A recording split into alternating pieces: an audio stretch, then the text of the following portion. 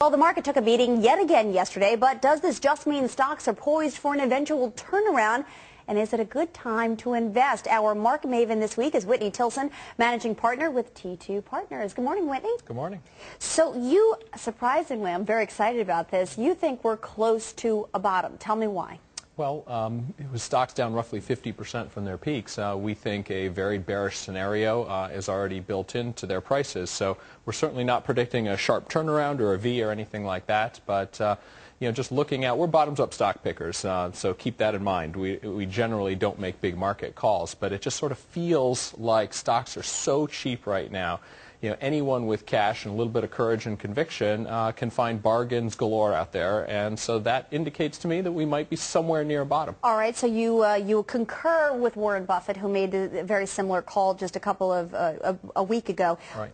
Talk about some of the companies that you're investing in and why. Sure. Well, we're investing in two general areas. Some blue chips as sort of the foundation for our portfolio. We sleep easy at night owning things like Warren Buffett's stock at Berkshire Hathaway, but things like American Express, Coke, Johnson & Johnson, McDonald's, Walmart, great companies are on sale right now, and you can do very well. You're not going to double your money anytime soon, but you can make a very nice rate of return, I think, owning a basket of the world's greatest companies. The second area we're looking is the most beaten down, out-of-favor sectors, particularly things that were widely owned by hedge funds.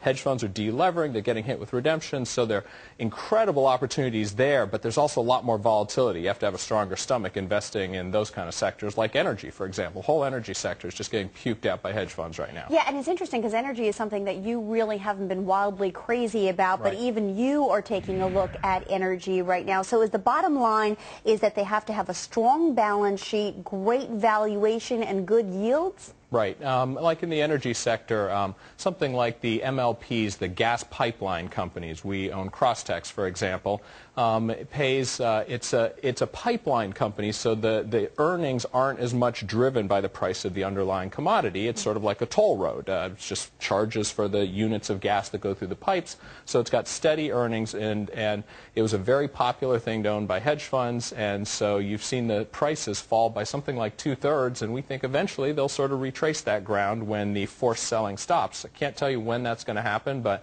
we think things like that. Another stock we own is Contango, natural gas company. Natural gas just gotten clobbered, but buying it today, we think there's a lot of upside, not much downside. One of the things that we're seeing that you rightly point out with a lot of these companies is we're seeing the baby thrown out with the bathwater, and even the smartest and best valuations out there continue to get hammered daily. I mean, to me, just looking at what's happening with gold prices is pretty shocking at a time like this. How much, though, do we have to be cognizant of what's going on globally, and whether or not all these investments and dollars that have been put into these emerging markets, whether or not they're going to come back to us or whether or not that's going to impact our ability to export products? Right. Well, look, I think if you're trying to be very clever and pick a precise bottom, then I guess you want to try and spend a lot of time trying to figure out all these interconnections and what's happening with the dollar and commodities and what's happening in the emerging markets, etc. Frankly, I think it's too complex for us, and it's too complex, I think, for just about anybody to accurately predict how all this is going to play out. I think you have to have a general, our general macro view is that things are going to be ugly for at least 2 to 3 years, both in the U.S. economy and globally. But despite that, it's all a question of what's built into stock prices. And if we can buy some of the world's greatest companies at 10 or 11 or 12 times earnings, we're very confident we will be rewarded for that eventually, but I can't tell you that we're precisely bottom ticking it if we buy it today. One of the things you didn't mention is infrastructure. I'm curious about that because everybody's talking about infrastructure investment to heal the domestic economy here.